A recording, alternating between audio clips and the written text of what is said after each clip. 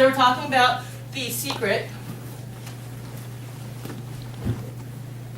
and the book that Rhonda Byrne wrote in 2006, and it became very popular. The first time I heard about it was actually 2009, and that's the next story. I'll tell you how I heard about it. But it basically uses the premise that like attracts like, and as we think and feel, the corresponding frequency of those thoughts and feelings actually pulls in certain situations and events that are equatable to those frequencies. So basically it summarizes that if you're thinking bad, you're going to be pulling bad things in. If you're thinking good things, you're going to be pulling good things into your life. And the way she actually came up with this is from a Bible verse, and the sequence is ask, believe, and receive. And the Bible verse was Matthew 21:22, which says, and all things whatsoever ye shall ask in prayer, believing, ye shall receive. So that's the premise of the whole book. And then the whole various chapters of the book says, how can you ask, how do you believe, how do you receive, things like that. And it's examples of people who have been successful with this format. 2009, I just finished some training in Hawaii, and I was on my way back from Hawaii working with kahunas to work with some Navajo in Arizona, and I ended up living in a lady's home, and all over her house she had these $1 million bills. and every light switch had one, every mirror had one, and I'm like, what is that? What are you doing? And she's like, well, I'm doing Power of Intention. She wanted to attract $1 million because she's read this book or saw the movie and said, oh, if I believe and I ask, I'm going to get it. And I'm like, and I was with her for maybe 3 or 4 weeks, and eventually she was like, it's not coming. It's not coming. Why is it not coming? Oh, what am I doing wrong? She started doubting herself. She started saying, I'm not worthy for this thing that I want in my life. And I'm like, well, what have you done to get the thing? Have you played the lottery? Is that how you're expecting this thing to come through? Or how did you, there has to be more. So that's when I started researching this to actually answer her question of what did she do wrong in applying this metaphysical fact. I haven't told you my history. I am a metaphysical doctor. I have a PhD in metaphysics, which is physics is the physical aspect of it. Metaphysics lies on top of the physics. So the things that are unexplainable, that's where I run into. Why are these frequencies actually sending out signals that come in and let you have the experiences that you want? Metaphysics. We don't always have the answers. We hope that there's some basis within physics that can explain why we have attraction, why we have gravity even, but we can't always understand that. So going back to and finding research, if this is the verse that she wrote and the whole book based on, you say, what is the context of the verse? Where did that come from? What was actually trying to be communicated when you have a secret writing like the Bible? And I don't know if you guys believe in the Bible or not, but one of my degrees is in Bible. So I'm going to pick this apart for a moment. It says, if you believe, you will receive whatever you ask for in prayer. And the story goes, is early in the morning as he, which is Jesus, was on his way back to the city, he was hungry. So he had an emotion, he had an actual physical response that he needed. He saw a fig tree by the road, and he went up to it and found nothing on it except leaves. So what he was trying to get from the fig tree wasn't given to him. Then he said to it, may you never bear fruit again, and immediately the tree withered. He cursed the tree. How many times do we find that Jesus curses things? He must have been really hungry, And when the disciples saw this, they were amazed. How did the fig tree wither so quickly, they asked. And Jesus replied, I tell you the truth. If you have faith and do not doubt, not only can you do what was done to the fig tree, but you can also say to this mountain, go throw yourself into the sea, and it will be done. So if you believe, you will receive whatever you ask for in prayer. The thing is, the question comes in for me when I look at this verse, is what does this believe mean? the way that the author wrote in The Secret is that believe means if you believe in what you're asking for, you're going to get it. The way I see that, when you look at it from Matthew and the rest of the whole books of Matthew, is that believe, the rest of the books are talking about believing in God. So it's saying that if you believe in God from a biblical perspective, you will receive what you ask for in prayer. Not if you believe that you're going to get $1 million. I'm going to get $1 million, so it's coming to me. No. It's going to be if you believe what you're being, that you have a greater source that is controlling this earth, then you're going to get what you asked for. Am I talking to all Christians in here or people? Okay. So it's the universe is what you're asking from. So the other thing I studied was the Huna approach. And the Huna belief system goes, and there's believe that they're the basis of 12 tribes that came out of Africa. And the only thing I can think of is 12 tribes that came out of Africa were one of the 12 tribes that came out of Egypt.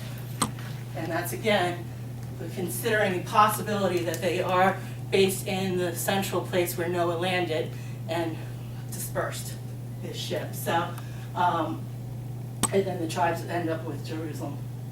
So the word Huna means secret. So this is part of the secret of life. And they believe that they were bringing the secret of life to and holding that for the world. And as you learn from various traditions, you'll find that almost every tradition has a belief in what the secret of life is. So when I was working with the Navajo, they believed they were carriers of the secret of life for the world too. And at the right time, the world would come and ask, what is the secret? And they would have that for the world when we're ready.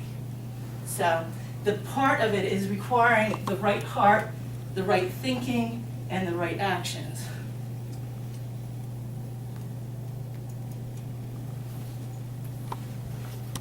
And this is where it gets hard, complex. This is 20 years of study to find out what the right heart is, what the right thinking is, what the right actions are. I'm going to go through a couple steps with you today, what I learned from the Kahunas and what I've learned from my other studies with other indigenous folks. But this is only a skimming. So one of the things for the right heart, and the one that she mentions in her book, is being grateful.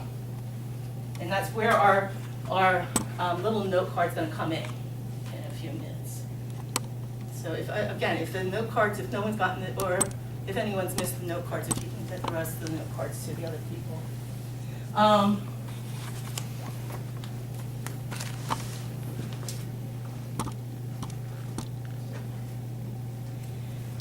Grateful or gratitude is an energy that brings things into your life, and it's hard to explain this unless if you experience it. So has anyone had an experience of gratitude bringing something into their lives?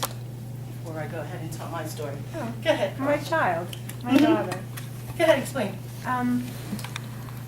So I guess I was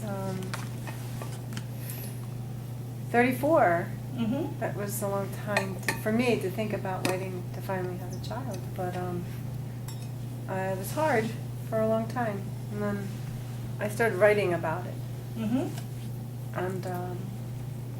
and I was dancing at the time.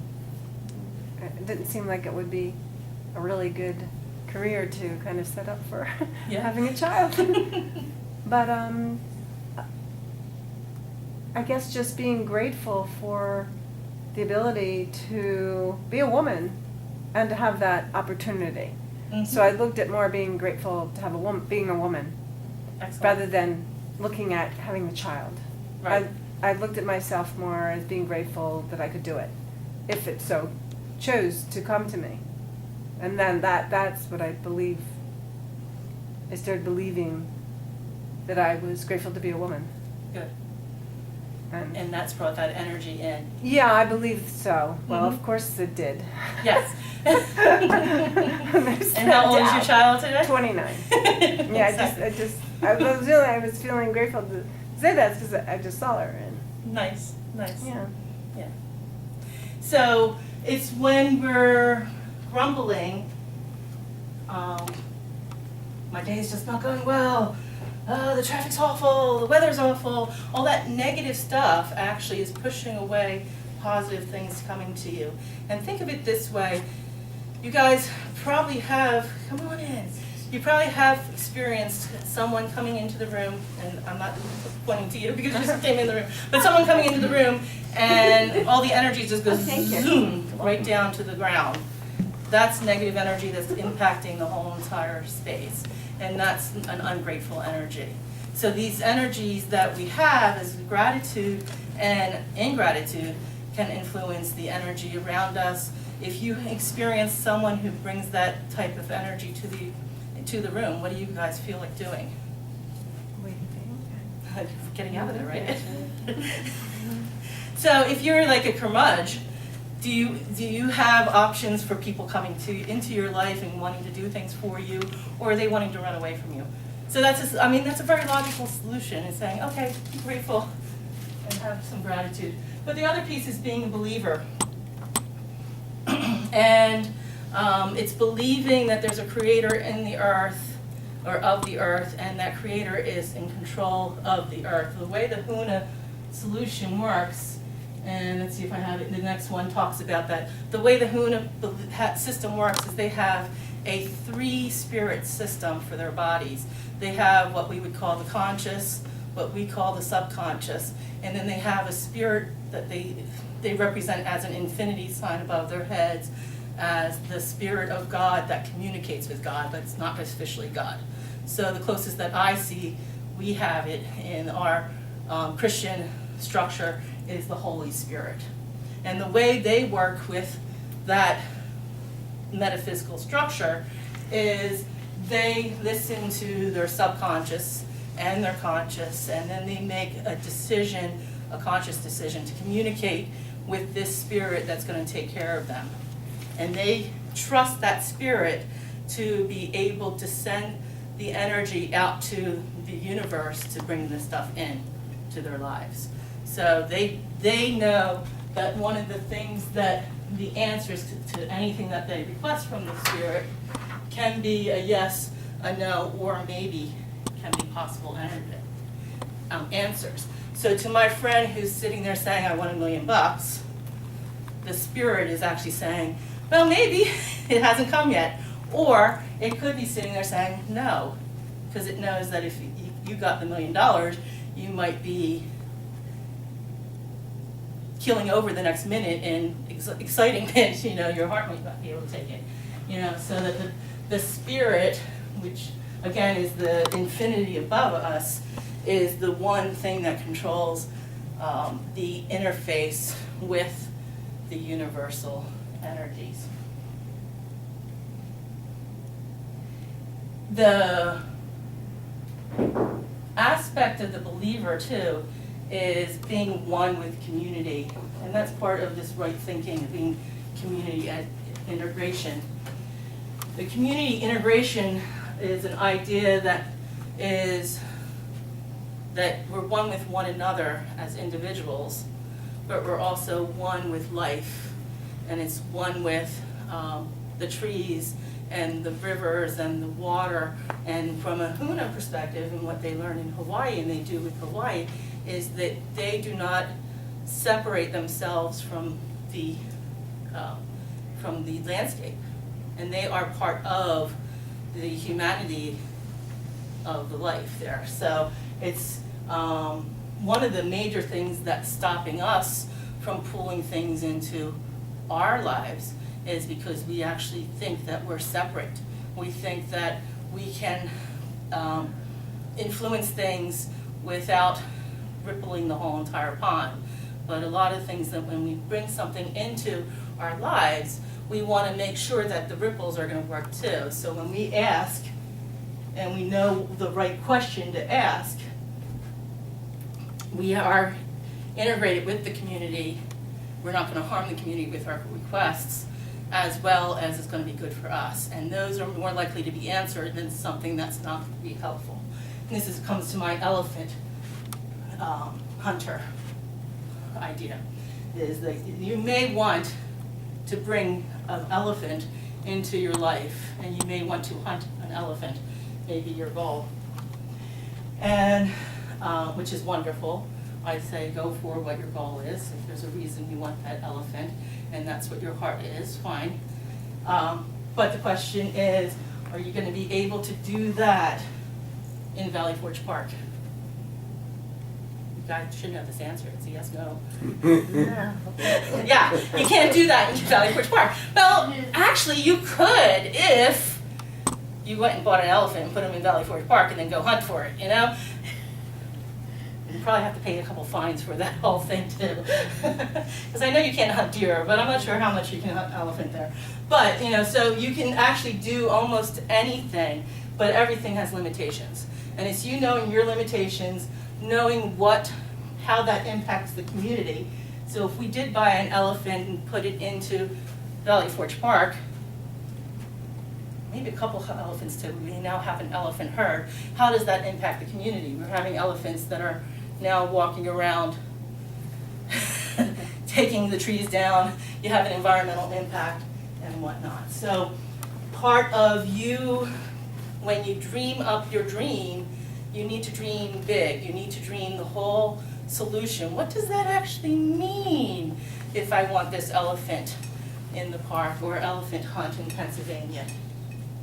So, and who is it impacting? So, one of the Huna solutions, or Hawaiian. I'm trying to think of the actual term for what this is. For the Huna is broken down into various sub pieces, and one of the things that they do is action as well as prayer work and all. So one of the actions is actually when you're making a decision, you have, and I'm going to teach this to you so you have it, is you're always looking forward. So you take a step forward, and then you're always looking backwards to see where you're coming from. Then you look to the side to see what your family's doing. You look to the side to see what your community's doing, and then you bring it to yourself and see what your heart's saying. So I'm going to teach that to you, and you can go on up, stand on up. We're going to do a small exercise. So you're going to go first, you're going to step forward and look forward ahead where you're going. Go ahead, step back to see where you're coming from. Go to one side to see your family and friends or where they are. Go to the other side to see what the community's doing. And then bring yourself up to yourself and see what your heart's doing. So those are all the things that you need to do in order to make your decisions in life. All right? Want to go again? We'll do forward. Where are you going? Where are you coming from? Your family to the side. Your community to the other side. And then cross your heart and what your heart is saying. All right? So hopefully you'll be able to use that sometime.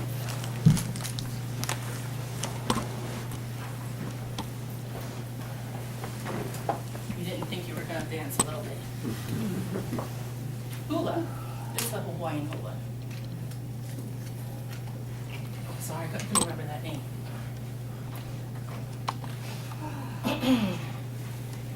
So, back to faith of a child.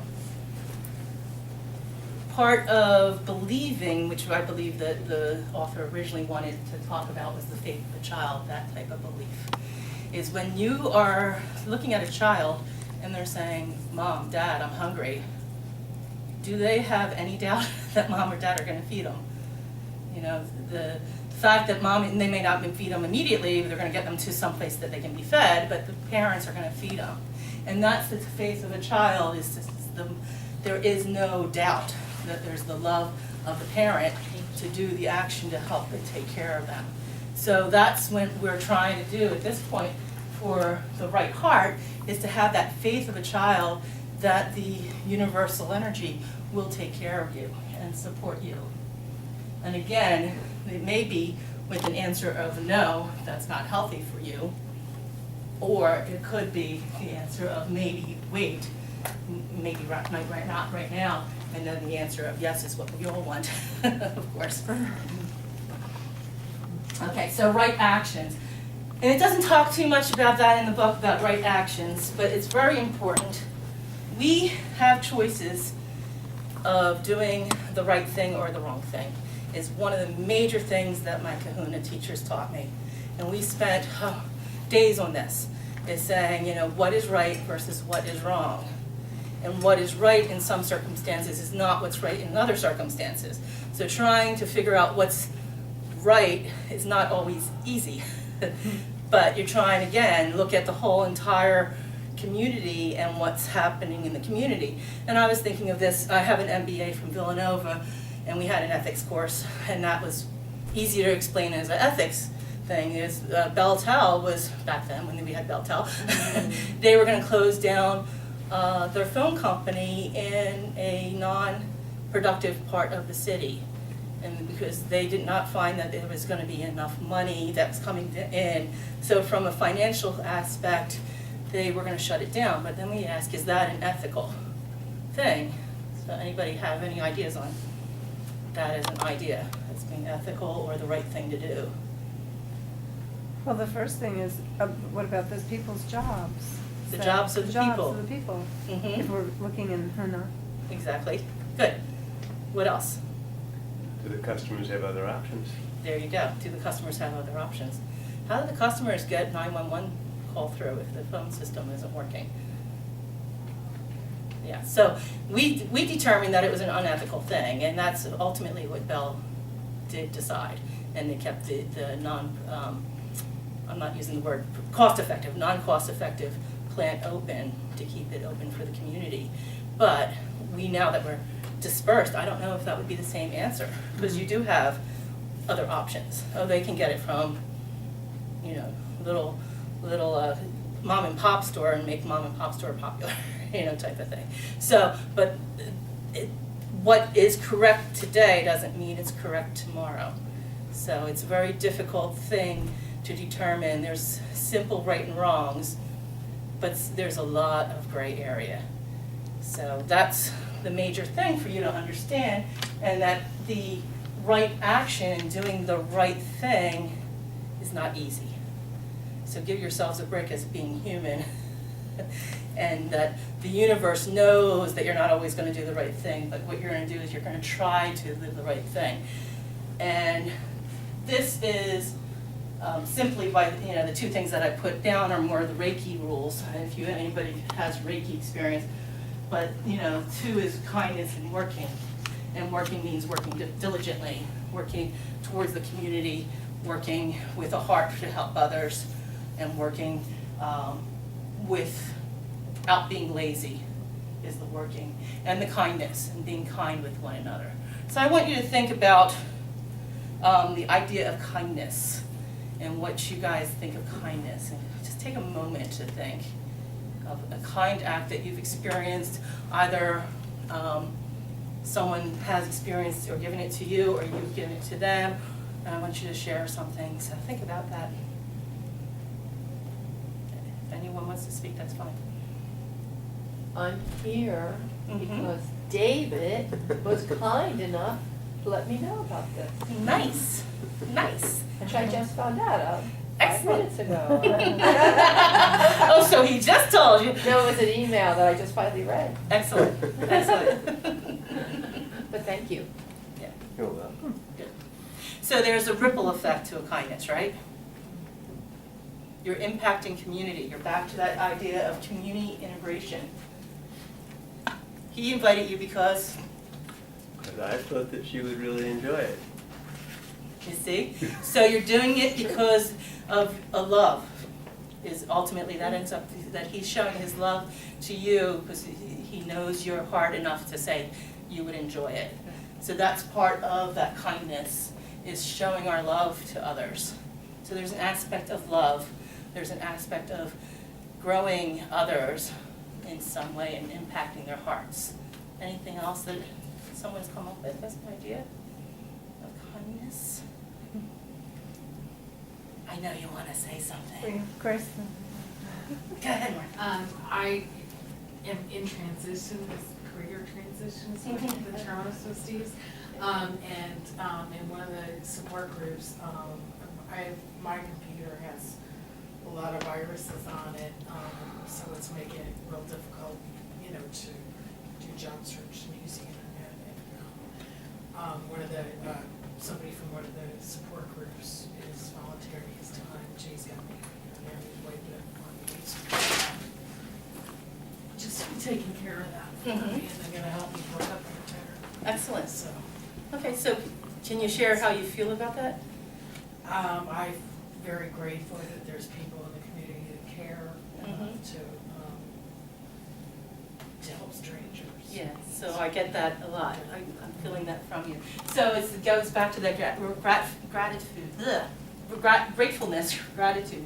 So part of the kindness actually is sending out wonderful gratitude energy, believe it or not. And it does do that pay it forward if anybody has seen those movies where it's like, they did what for me just because of what? So, Carlton, did you have one? Oh, it was just a simple thing. I was going over to help feed a cat, and in the refrigerator was a sign on there, "This is for you." It's like it was dinner. That's nice. Yeah. So, I actually, when I saw it, I was like, wow, that was really kind of that person. So, I was grateful that I had dinner. Exactly. So it's Yeah. again, it's a sign of love and caring. And sometimes there's kindness that just comes from the world, and it's part of this intention setting and whatnot too. I have an experience where the last year I've been basically homeless because of the February storm from 2014 destroyed my apartment. So I've been going here and there and everywhere. But I found when it started getting cold, all my coats and stuff were packed away somewhere because we were in the middle of fixing my apartment. So I had nothing to wear, and I had $2 in my purse. It's just one of those weeks, and you're like, okay. I went into a thrift shop, found a coat, and it was $20. I was going to put it on my Discover card, and it ended up to be $1. Because of some strangeness, oddity that happened, and I just left there crying. I'm like, thank you, the world. I needed this warmth coat, and, so it was just that gratitude of saying yes. And when you're truly in need, I have coats, but they were all packed.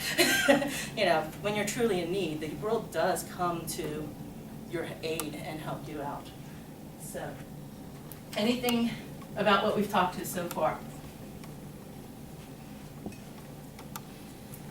Okay, so now some work for you. So you're going to take the back of the card that has the clear space, and you're going to write what you want to come into your life. It could be one or two things. I have some pens if you need them. You need Oh, thank you. But I think he gave me this card. No, No, he Oh. said no. I need a pen. Okay.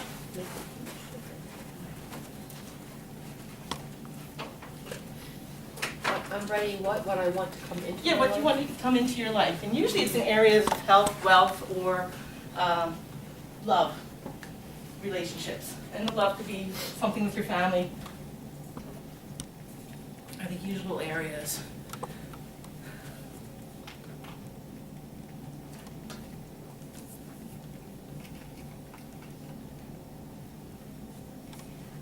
And when you're at this stage of the game, you just want to brainstorm. So whatever your heart's saying. So if it comes up to 20 things, and it could be something about applesauce, that's what you write down.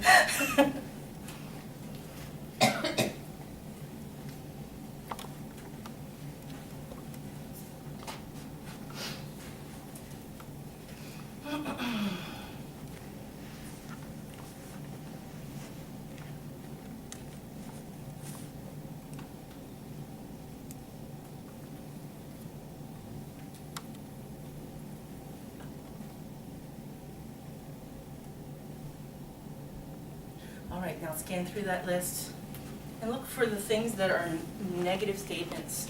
So like, I don't want to go crazy. If you have a don't, you're looking for nots and don'ts in what you've written down. And I want you to rephrase those nots and don'ts to be positive statements. So as an example is, yeah, I don't want to be injured. Instead of saying I don't want to be injured, you can switch that to saying I want to be healthy. Or I might want to switch that to say I want to be strong and flexible. So anybody have any of those that they need help with?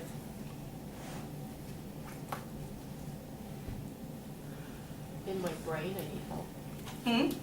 I said in my brain I need help because when I write down, even if I write it in a positive, inside it's going, no, no, no, no, no, no, no, no. Right, No, no, no. yeah, so that's part of the belief. Yeah. Yeah, so that's what's gonna be our next Okay. step. And I could feel that energy. Yeah. Gotcha. All right, give you one more minute there. So the next step is gonna be taking a card, and you can practice if you don't wanna write on your little card, but practice with another white card or another white space is fine too. You're gonna write, and you can pick one or two from there, but you're gonna write a thank you letter to the universal source. So you're gonna write a thank you letter to God, if you believe in God, or I don't know what you call the creator, but whatever you call the creator, that says, "Dear Creator, thank you for keeping me healthy and flexible and strong," whatever your statement is. So is this a thanks for assuming that I've gotten what I've asked for? That you've gotten what you've asked for.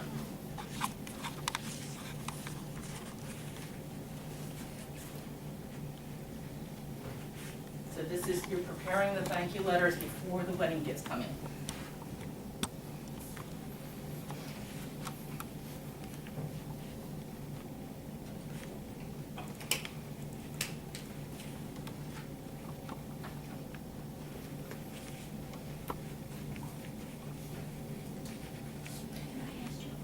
Yes.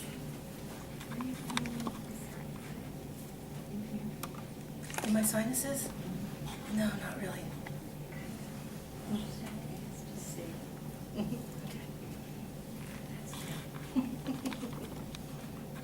It's probably the lighting. Ah, okay. Or you might be seeing something of one of my clients, it's still a shadow. A shadow from my clients. I sometimes take on, if you're seeing energy, it's a little, I just,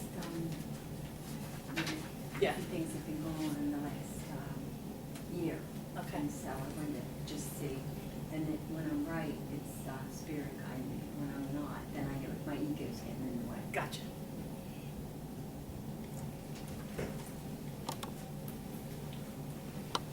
So part of your thank you is thank you for making, or thank you for the health, the flexibility, and the strength. It has been meant this to me. So you go ahead and describe what this is. So it has been that I've been able to exercise every day, I have been able to play with my grandchildren, I have been able to enjoy picnics, go horseback riding, whatever that is that the benefit has been for you. Do you need another paper? And do you need another one? No, I have this whole little spot right in here. His eyes are stamped. And I can, no, I'm good, thank you. Thank you.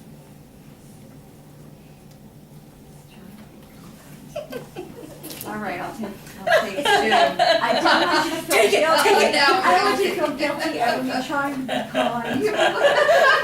That doesn't work. It gets me all jumbled up. It's backfiring here. There. When would I do that?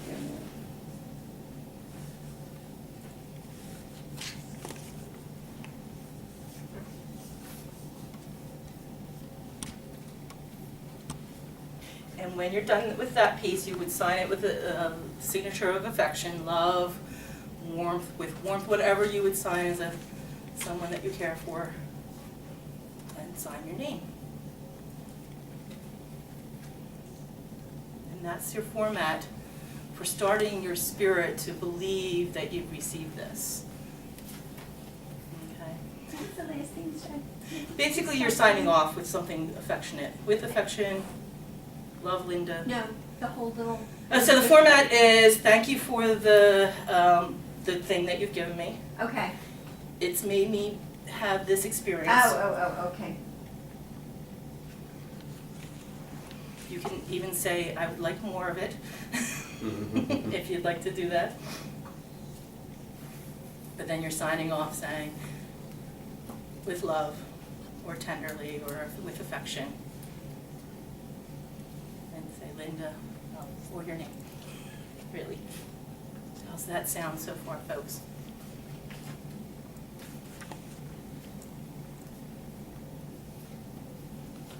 So the HUNA approach is to take this letter, read it to yourself for 28 days before you go to bed, and then mail it away to yourself or put it into your jewelry box or someplace that it can come back to you every so often that you're able to see it. And when you do see it, you open it up and read it. The 28 days is something, is one of our secret numbers and our magic numbers, but 28 days will help you switch into it and believe it. Okay? If it's something that you really do not believe, like thank you for the elephants in Valley Forge Park, you would then say it to yourself before you do your first night. You would read it 7 times and just keep saying, yes, thank you for this beautiful thing that you've given me. I love the tusks. I love the adventure that I'd had. And thank you very much, sort of thing. Okay. But of course, you all are not going to ask for elephants in Valley Forge Park, right? Because that is part of understanding your limits. And that's another thing you can do, is look at that list and say, is this practical, what you just put together? You were brainstorming that first list. You know, I mentioned if applesauce comes up, you write applesauce down. But is applesauce possible?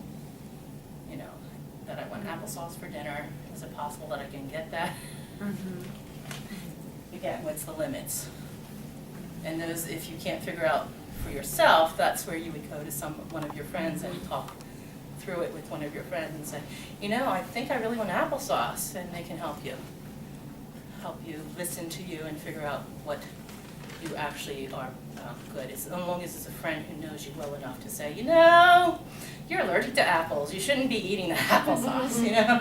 So, how are we doing with the letters? All right. So, questions?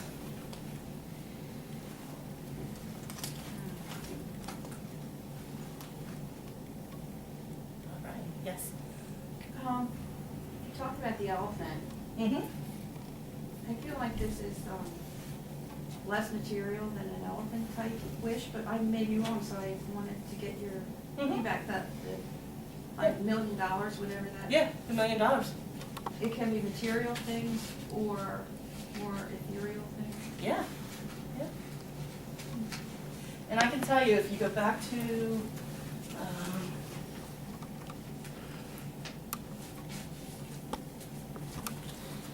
if you say to this fountain, go throw yourself into the sea, it will be done. I've done that. And then I'm flabbergasted that it works. It's like, oh my gosh! So you would never think you can take that mountain and throw it into the sea. Right. It wasn't actually a physical mountain in Yeah. the sea, but obviously, but you sit there like, how did the universe bring this about? When you put it out there, it does. Isn't there a paradox between being surprised that it happened and believing that it has already happened? Well, part of the believing, yeah, it is. It sounds like a paradox. Part of the believing is actually forgetting you even asked. And that's where the surprise comes in. When it's like, oh my gosh, it did. So part of it is, if you truly believe it's going to happen, you go ahead and say, oh yeah, God, you know, I want that. And you just forget you asked for it until you see it, and you're like, oh wow. And that's the surprise. Okay. Makes sense? Yeah, It can happen. yeah. Then it feels like a gift. It does. It does. Totally. Yeah. I have a small example that I can share with you is, I'm a metaphysical doctor. One of the things that we deal with a lot, and I know there's a couple of you in here, what we deal with a lot is energy. And when I was beginner at the whole thing, it dawned on me that we as human beings were hurting ourselves with sneakers, rugs, and anything that was keeping us unconnected to the earth.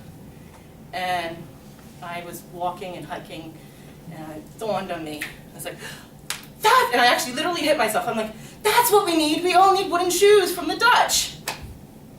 That afternoon, I went to Goodwill to get a pot for my father, who was burning pots, and I refused to buy a brand new pot for him to burn. So I thought, I'm going to go to Goodwill, get him a pot. Next to the pot was a pair of Dutch shoes, my size. Yeah. It was a confirmation that my aha moment, and that's what we all need, would come into my life. So things like that are little funny things that the universe sends, and you're like, oh, okay, got it. But I mean, it's surprising that it was my size. You know. Not Did just you wear the- them? Did you wear them? Yes, yes. So, Thank you. yeah. So I went hiking with them, which is a little slippery. I would think so. But I have little ones like that all over the place, you know, and the universe will send you messages like that if you just are open to it. And you don't say anything too specific, is some of it. You know, so some of it, oh, here's another example that I really truly believe that I brought into my life is, a couple years ago, the Chamber of Commerce was having a fundraiser to raise money for the library modifications. And I believe in the library, so I was like, oh, yeah, I'll buy a ticket. It was a $50 ticket. And my allowance for a month is $100, so you guys now know I spend about $100 a month in my free spending. So $50 into a ticket, and I'm like, okay, they were only selling 100 tickets. So I bought the first ticket actually when it was just coming off the presses. They were just coming into the office when I was just leaving the office. I'm like, cool, I'll get this. It's to Costa Rica. I always wanted to go to Costa Rica. So I kept on going into them saying, when are you drawing my ticket? When are you drawing my ticket? When are you drawing my ticket? And to the point when they're like, we only have 2 more to sell. I'm like, I'll buy the one, because it was 3 months later, I had another $100. I'm like, yeah, I'll buy another one. You know, it's like, cool. You know, go to the chamber event, and I'm talking with this lady, and we're just having a great time talking, you know, and they're like, they announced they're going to pull a ticket. I said, wait, they're going to pull my ticket. They did. And I was like, I pulled that energy in because I did not believe that they weren't going to pull a ticket. So it's part of living as if you've received it already, which is very, very difficult to do. Yes. Was it the first or second ticket? I know. I don't know if it was the first or the last ticket. I often wonder. So, but anyway, it is very hard to live as if you are already receiving that gift. Another example for me is I was crippled from Lyme disease for 2 years, and going to a lot of doctors and support people and blah, blah, blah, blah. And I finally had it enough, and I just believed. I said, you know, God, you're going to make me well. I'm well. I'm deciding to be well. Went to one of my therapists and said, I'm canceling our appointments because I won't need it anymore. And she's like, but you're sick! You need me! And I'm like, no, I'm not. I'm well. She kept on calling me saying, are you okay? Are you okay? I'm like, yeah. From that moment on, I got well. Because I was believing I was well. So that some of that is placebo effect, but some of it actually is energy from the universe, the secret, tapping into that secret. And you all can tap into it. It's just a question of believing that it's coming to you. And again, it's hardest thing. I know I came in late, but can you just briefly tell me the secret? Sure! That's right, I'm sorry. Again, it's a recap. Mhm. Thank you. So The Secret is a book that was written by Rhonda Byrne, and then she has basically the theory that like attracts like. So if you're going to think and feel are the key things for her. So it's visualization is what she has in her book, and feel it. Okay, so you're gonna visualize whatever you want to the $1 million. And that's why my friend had it taped all over her house. She was visualizing it, and you're gonna feel that you have it already. And then those frequencies, it actually makes a brain shift in your brain to say, yes, I have it, and it brings it into your life, is the way the book is talking about. So it's a process of asking what you want for, believe it, and you'll receive it. And it's all based on that Matthew verse. And that's why I went to the Matthew to see what it is actually saying versus just that one verse. Because when you look at that, it looks like this word believe is not necessarily believing in what you've asked for, but believing who you asked for it from. So that you're the faith of a child, that parent in the universe is going to bring it to you and love you to bring it into your life. So, okay? 2 seconds. Any other questions? You started to say something about specifics. Yes, about the specifics of what you're, Well, is it not being so or not being too? oh, yeah, so that's the hard thing is this balance between believing that you are, is this what you're talking about, the balance We between? started to, and then you. Yeah, so it's very difficult to be in that mode where you think you are and you'll be slipping back. Almost like for me in my health, you'll slip back, you'll say, I'm feeling crappy today, sorry about having that on the tape, but you feel crappy today, and am I really healthy? And then you sit there and like, I asked, I'm gonna get it, I am. And you gotta go jump back into that mode where it says I am, as opposed to where it slips back. So there's this doubt that happens to all of us. Don't hurt yourself for believing and doubting, but you easily go back to where you were to say this is actually something that's happened in my life. Does anyone want to share any examples of what they've written or any other thing that they've had come into their lives like that? I'll share something, because I never connected it until now. Mm-hmm. There was you mentioned charity event, there was a concert, PA Philharmonic, was at the high school. Yeah. Live orchestra doing Fantasia with the movie screened, and I heard about it, and my employer is a sponsor, so I heard about it at a charity event at my workplace, and then I found out what it cost, and I realized, okay, I'm not going to go. It would be really nice, but okay.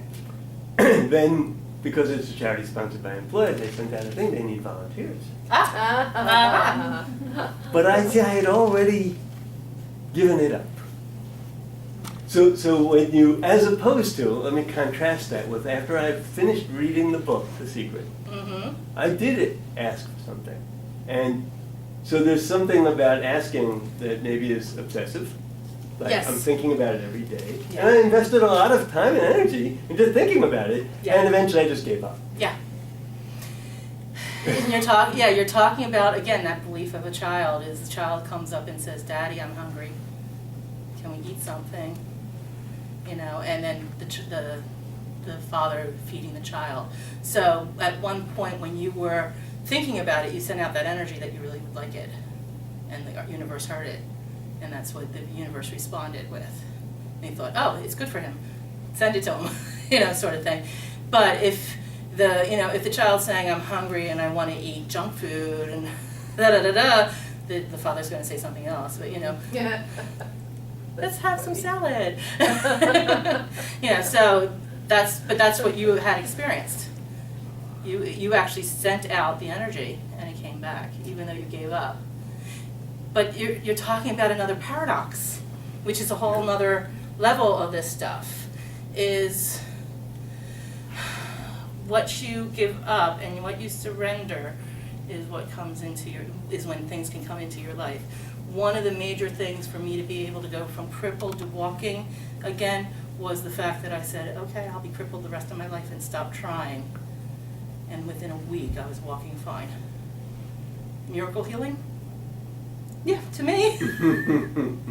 Whatever was making me desire to walk and not surrender it was blocking me from having it.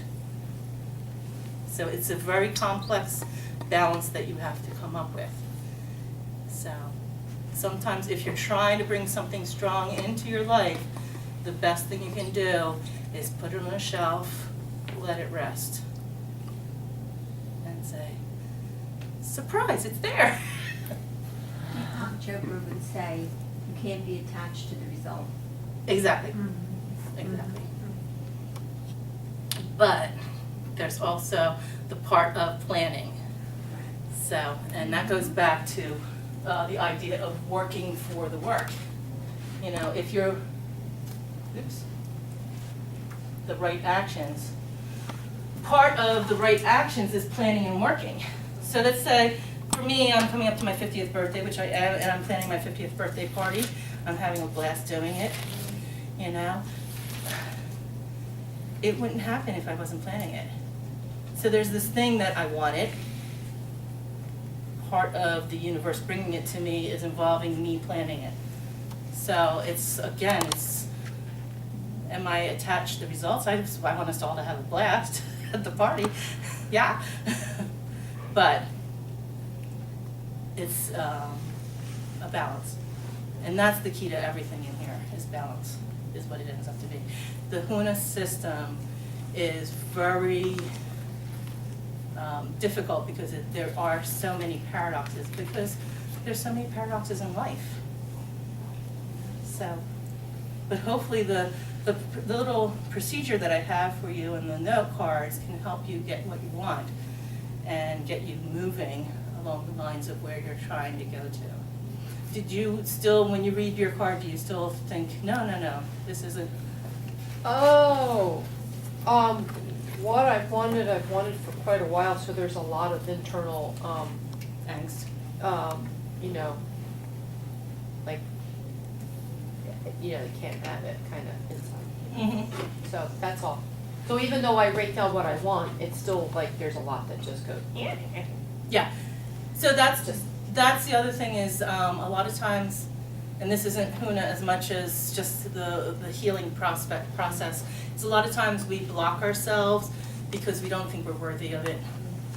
So one of the things you need to work on is say, I'm worthy to bring this goodness into my life. And that might be just saying that every night to yourself before you go to bed. Because you're Beautiful. Countering years and years of programming from somebody else that says, no, you can't have that. That's right. You know? So, all right. Well, I'll be here for a little bit more, you guys. Thank you for coming. I hope you learned a little bit and had a little fun. And have a great night. It's great seeing some of you guys.